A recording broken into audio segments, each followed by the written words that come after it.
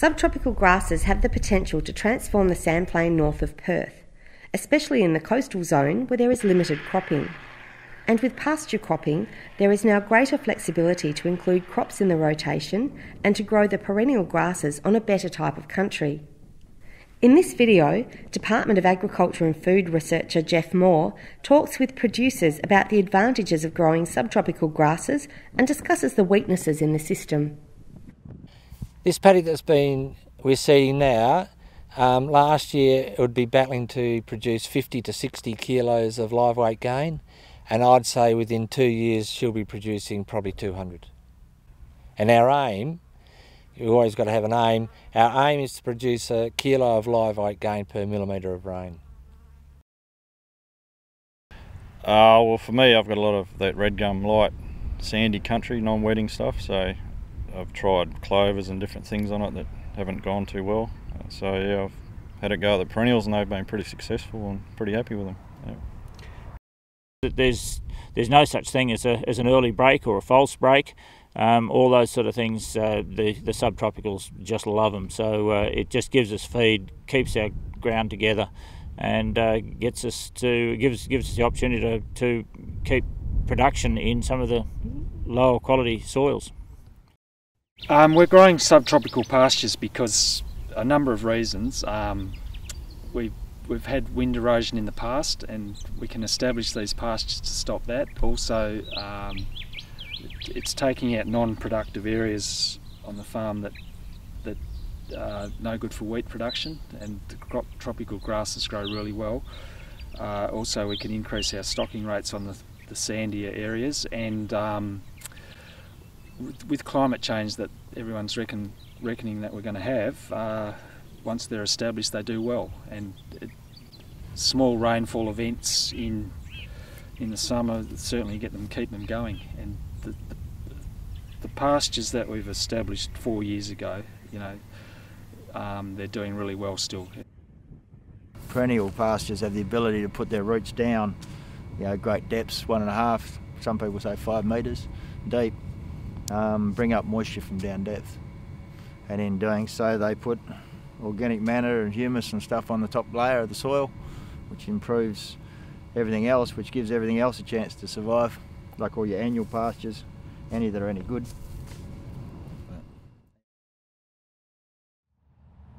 I found the main thing in autumn where I put all my lambing ewes on them, and had, I suppose the success you rate is when you do the tailing, mulesing, and you sort of, one of the mobs of merino ewes hadn't been preg tested at all. It had 129%. That's just straight off perennials, which they had cover over. They were shelter for the lambs. There was a lick feeder in there, but it's mainly because they were on the perennials since the start of May. They had full green feed, so yeah, the autumn pick, or it's more than a pick, they get a full belly. It's really good.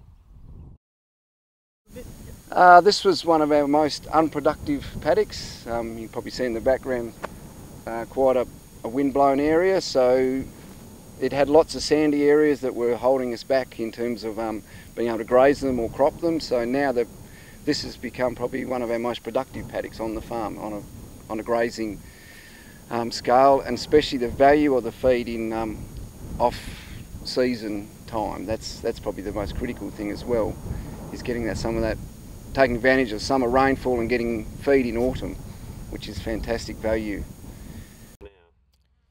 We first started in the mid-90s with a few trial areas, and then we started seriously in year 2000, and we'd have probably close to 1,100 hectares of perennial grasses in now. And you're putting some more in this year? Yes, it's an ongoing program where we'll keep putting perennials in until I'd say the whole farm is got perennials or perennial shrubs, so it'll probably be about 2,500 of perennial grasses and 500 hectares of Tagasaceae. And Craig, why do you grow, what are the advantages of subtropical grasses? Well, we just thought they'd be another food supply on their own, but what we've found over the years with the perennial grasses is there's symbiosis between the perennial grasses and the annual grasses, so we're getting far better production from our annuals as well as the perennials. And what's happening is the perennials are keeping the ground cover on during the summer months.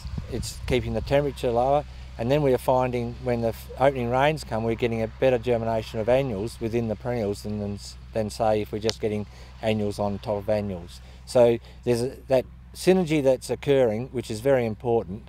And before, on this grey sand, cropping was unsustainable, and we just were not profitable with livestock, so that's why we had to try something different. And the perennials have virtually revolutionised this country. There are some weaknesses in the system. Establishment is improving, with more farmers following the key elements or must-dos in the establishment package, but there are still some issues. Because you seem to be throwing the dice every time you go seeding perennials. You think, oh no, you're blowing these pastures out, and you know the winds are going to be coming in a couple of months, so yeah. There have also been some cases of secondary photosensitization in both sheep and cattle, which from the results to date point to high levels of saponins in signal grasses being the issue. There are also some issues with grazing management of perennial grass-based pastures. Overgrazing results in reduced overall productivity, and in the medium term will affect the persistence of the grasses, while undergrazing, especially of Rhodes grass, results in a bulk of low quality, unpalatable feed. The annual pasture component in some perennial paddocks is poor, and leading on from that, many paddocks have insufficient legume content to provide the nitrogen to drive production.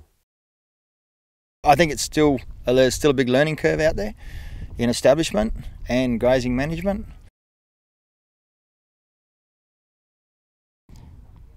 I guess I really can't find any weaknesses in the system, except that maybe some years there's a lack of production in the first year after establishment because of the you've effectively spray topped your paddock the year of establishment. You're getting rid of all the annual seeds, and the perennials haven't really hit their straps in the first year after seeding, so yeah, sometimes there's a bit of a gap in production there.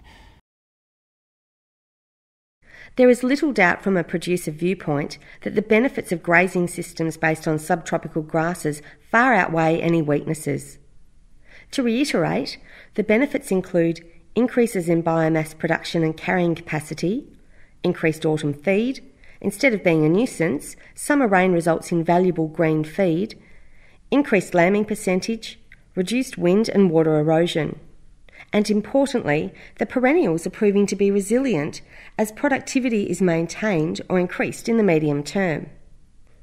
There are some weaknesses, but the Transforming the Northern Sandplain project is actively working with producers and producer groups to improve the reliability of establishment, develop companion annual legumes, improve nutrition, and to develop guidelines for the safe grazing of pastures, which include signal grass. 4 years ago we started. We had a contractor in that seeded 20 hectares for us, and we've probably been doing 20 to 30 hectares a year since then. We've established our own machine and getting used to it, and from next year we're going to do a lot more. A lot more of the farm's going to go to perennial pastures. It's a way of strengthening our country, increasing our grazing potential, our stocking rates, and a longer grazing period. Yeah, I like them.